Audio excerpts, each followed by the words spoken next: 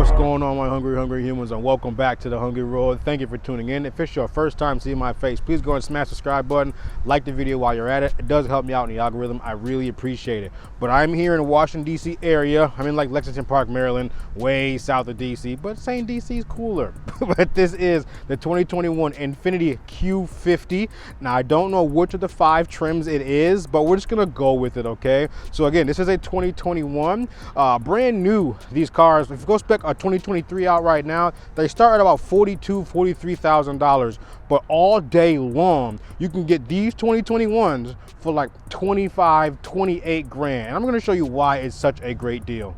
So this car right here is in Sunstone Red, originally a $900 option, and it is an absolutely beautiful paint. It's got a little bit of flake in the paint, but it really sparkles in the sunlight. So let me give you a little history here. The Q50 came out in 2014. It kind of replaced like the G35 and G37s. Remember those cars? Those are really cool as well.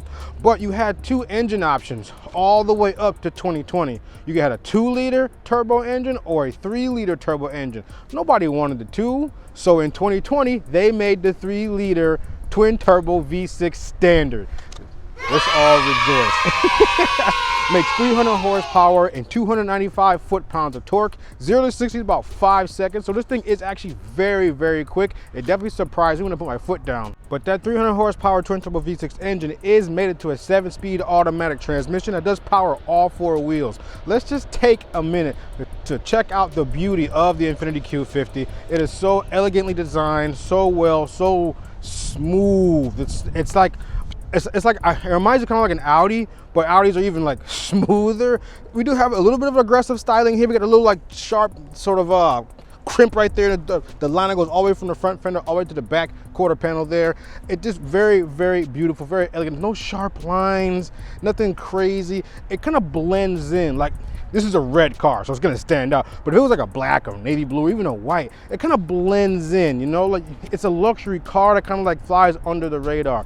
Infiniti, I think, is underrated. It is the luxury brand of Nissan, but people don't give it enough credit. I mean, I've driven the 2-door version of this and I absolutely fell in love with it. It's a beautiful car, but we're not talking about that. We're talking about the sedan here. So let's check out the front end here. Remember when I said there wasn't a lot of sharp lines in this car? Well, they're all up front here. It's a very busy front end, not my favorite looking front end, but it's very Infiniti-esque. It's a statement, it's a trademark of their brand, especially the new sort of lines. So we do have a nice running light right here. You've probably seen on that side over there. The running light runs right across the top. It makes like a little L shape. Very cool looking, especially at night. Bi-xenon headlamp. Below here we do have the turn signal. You can see it on that side over there. I'm not sure why they didn't integrate that into the running light there, but whatever. And below that, a fog light. It's just a lot going on with lights right here. It could have all been like one piece, maybe even 2, but to split it into 3 different lights, I'm not sure. Probably an electrical nightmare, but whatever. We do have the front grille right here. I do like how there's like a little bit of chrome that kind of accents the outside of it, and the logo, of course, right in the middle. This is also your adaptive cruise control sensor. We do have parking sensors right here and a camera in the front. We'll get to that later. I do like how there's chrome kind of all over the car, where the door seals and the frame and the back, and it works very well. Now let's check out the splitter down here.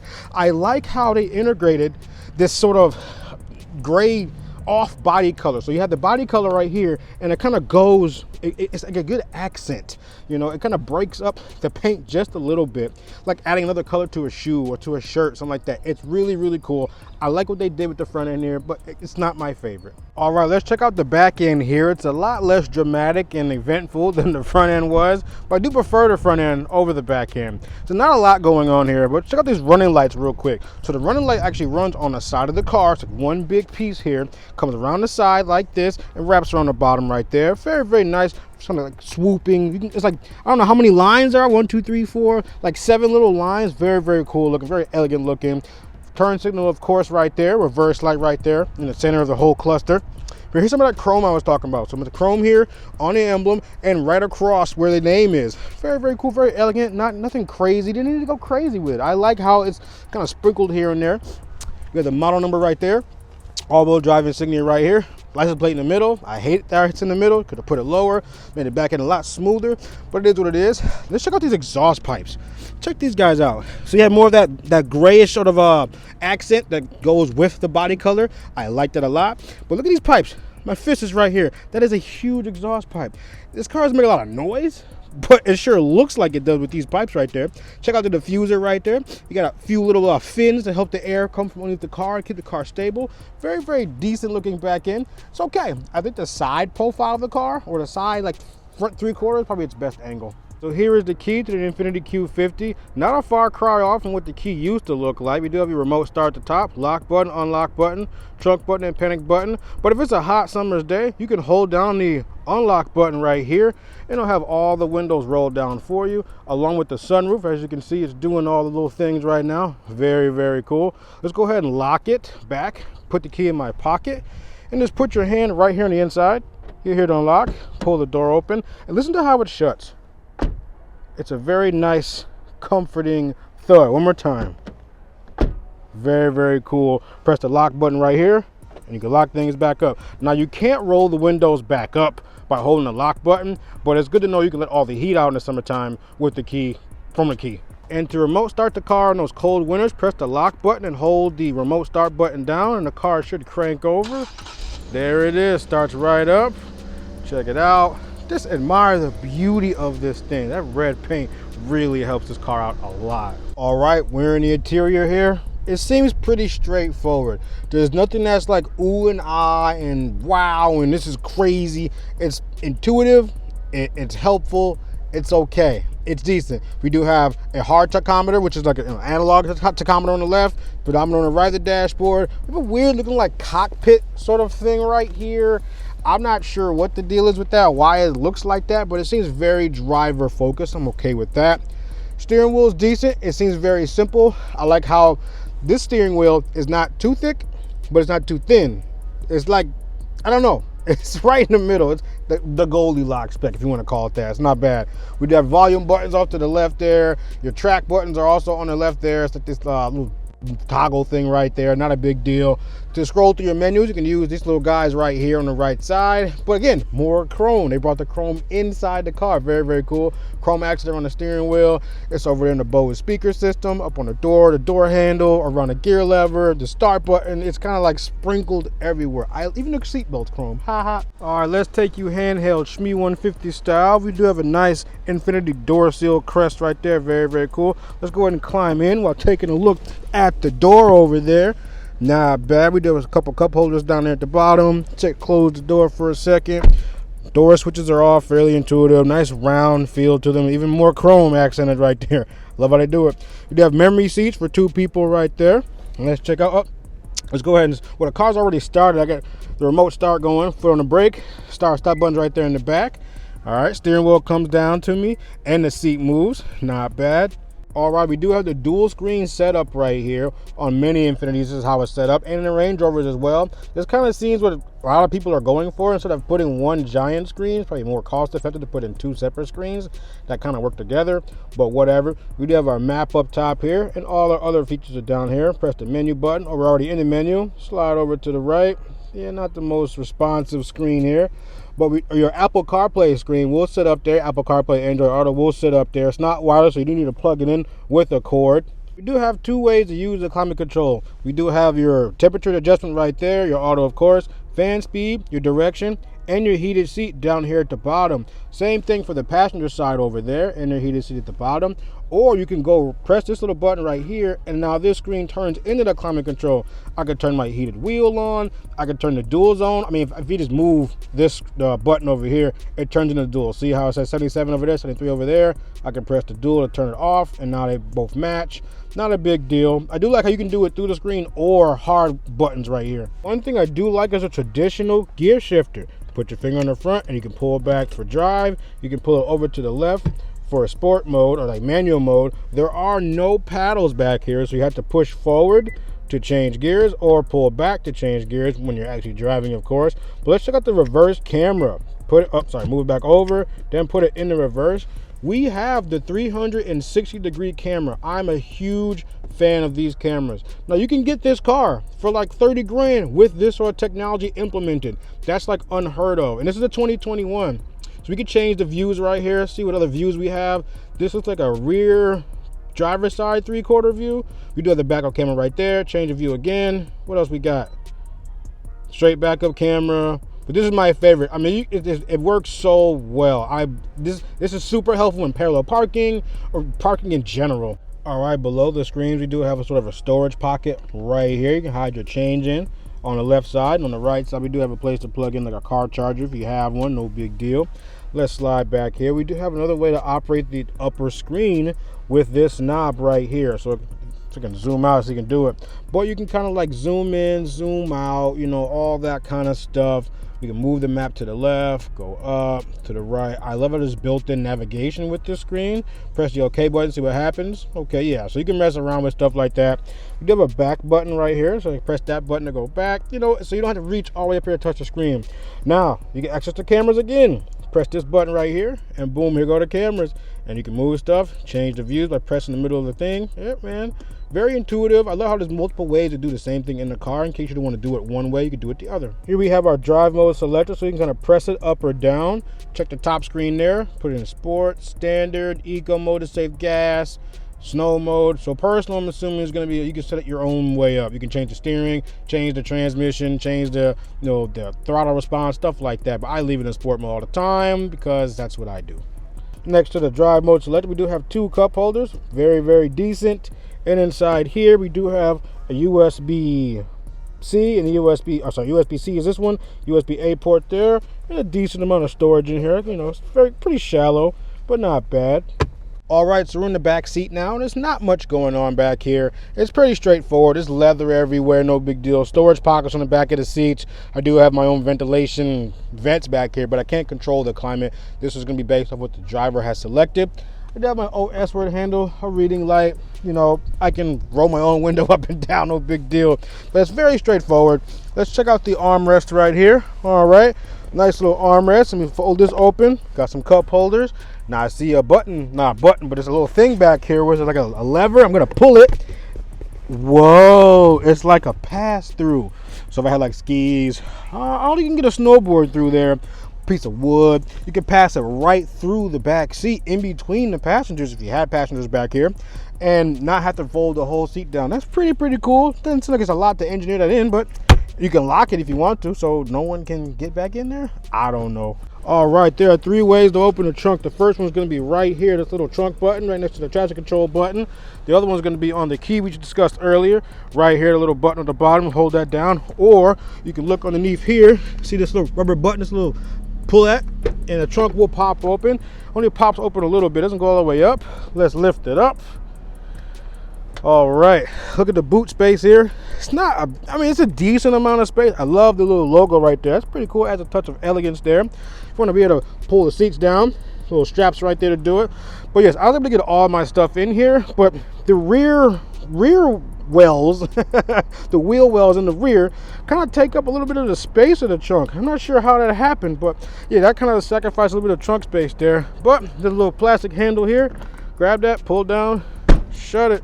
All right, guys, we are inside the 2021 Q50 sedan, of course. The Q60 is going to be the coupe version of this, which is way better looking, way sharper. But this is nice and comfortable. I can sit back, I can relax, I can adjust the seat. I feel good. I sit nice and low in the car. The seat is not too bolstered where I'm feeling, you know, like I'm hugged, but I don't feel like I'm being squozen. Squozed, if that's even a word. One thing I did notice in this car, there's no auto stop start. I'm okay with that. I appreciate that. I don't know what kind of gas mileage we're getting here. I can scroll through the menus, check averaging 22.3 miles per gallon. That's not very good, but it's not like terrible. So you gotta take the good with the bad or whatever. The engine's relatively quiet. It's not super roary or all in your ear or anything like that. It's nothing you want to punch and listen to like the Charger I had or the Challenger I had. I do know for a fact this engine will outperform those 2 cars off the line. But those 2 cars do have more horsepower, but they weigh a little bit more. See, this one's only about 4,100 pounds, 4,200 pounds. So it's, I want to say it's nimble and light because it's not. but it doesn't feel very heavy. I like it. Steering is pretty decent. It's pretty precise. I'm in standard mode right now. I'll check out sport mode here in a second once the road opens up. I can put my foot down. But one thing about blind spot monitoring, I don't know if you can see it in the camera right now, but there's this, it's up here. Like, it's not in the mirror like most cars. Maybe it's cheaper for manufacturers to put the blind spot detection right here. Oh, one more thing. The blinkers, they're so quiet, you can hardly hear them. I like that. There's some cars where, like, I don't even want to use the blink because it's so loud. They're like, click, click, click, click. Like, bro, chill out. I know the blinker's on, but this is quiet, you know? So you could forget to turn it off. Just don't forget to turn it off. I don't know. Some of these cars do have, like, reminder system. If your blinker's been on for like 2 minutes or something and you're driving and you haven't like turned the wheel, it'll remind you the blinker's is on. But yes, the blind spot monitoring, yeah, it's a little yellow light up here, so it takes some getting used to, especially when you come from a car that has it like in the mirror, because you're used to looking in the mirror, you know, for your blind spot, because you look in the mirror to see if there's any cars there, and the thing is right there in the mirror, like, oh, blind spot, let me chill out. But the blind spot's over here, so it's like you gotta look somewhere else to see. I don't know, it's okay. I'm pretty sure it's cheaper for manufacturers to manufacture a regular mirror and put it on all their cars and then integrate this system into the car versus manufacturing different mirrors that have blind spot LEDs included in them versus not. As far as driving impressions go, it's soft but hard at the same time. It's nice, medium, rounded sort of performance. You have some good sidewall on the 19-inch wheels that we have here, so the ride is fairly soft. It can go over railroad tracks without being jostled all over the place or anything like that. I don't feel every bump in the road. There's a little bit of vibration, but this car does have 30,000 miles on it, so it could come from the tires, the bearings. It could be anything, or the road itself. It could be anything. I doubt it's the road because this is a fairly driven road. But I do love how the car makes you feel safe. So right now I have a screen in front of me, shows all my driving age, front end collision, lane keep assist, blind spot detection, rear collision. Like, there's so many sensors work at the same time. I feel like I'm in a bubble of safety. I like that a lot. All right, guys, we got a red light in front of us.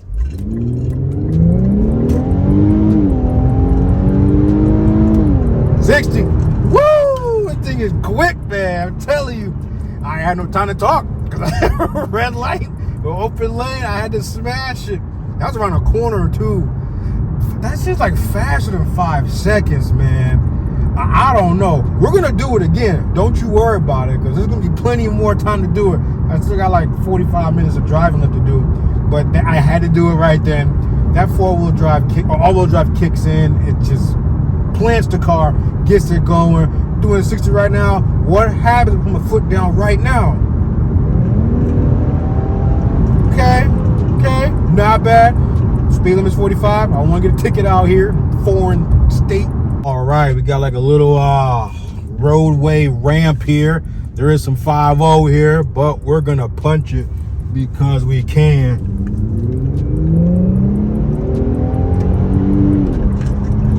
That thing is quick. Then it shifts into the next gear and you get punched again. But yeah, man, this is an excellently driving car. I like it. It's smooth. It's sporty. So it's like a sporty luxury sedan. I do think this competes in this segment with like maybe the Audi A5, Mercedes C, maybe C-Class, maybe E-Class. I don't think they make a bigger car than this one. They start going to trucks, so they add like an X to the name, QX. If it's an X in the name, then it's like a truck or crossover or something like that. But yeah, man, it's a solid ride. With the color, that beautiful dynamic Sunstone Red really catches your eye. It is absolutely beautiful. I like red cars. My dad once upon a time was like, don't buy a red car. They get pulled over more often. Do they? I don't know. I don't have no records of that. I probably should look into that. But then, think about it. If there are more red cars on the road, and then more cars get pulled over, it should be a higher percentage of red cars, right? That makes sense? Anyway. That's my time with the 2021 Infiniti Q50 all-wheel drive. This was a lot of bang for your buck here. That 300 horsepower twin-turbo V6 engine, all-wheel drive for the snowy and winter months. You got this beautiful paint coat, dual screens, Apple CarPlay, blind spot detection, adaptive cruise control. I mean, leather, everything. You got everything you need in this car, and you can get it for like less than $30,000. Depends if you want to go a little older year, or maybe in this year. I've seen some for like 29 grand. That is incredible value for a car like this. Now, if you want to buy a new, 43 grand. Still not awful for all this car has to offer. I think Infiniti did a really good job bundling a lot of things into a small package and pricing it very evenly. But that's it. Thank you for tuning in, guys. I appreciate you watching. Again, if you're first time seeing my face and you made it this far in the video, please smash the subscribe button. Help the channel grow. We're much 2,500 subscribers. I do a lot of food content and a little shoe content here and now and then. But I appreciate you guys. Take care. Stay safe. Thank you.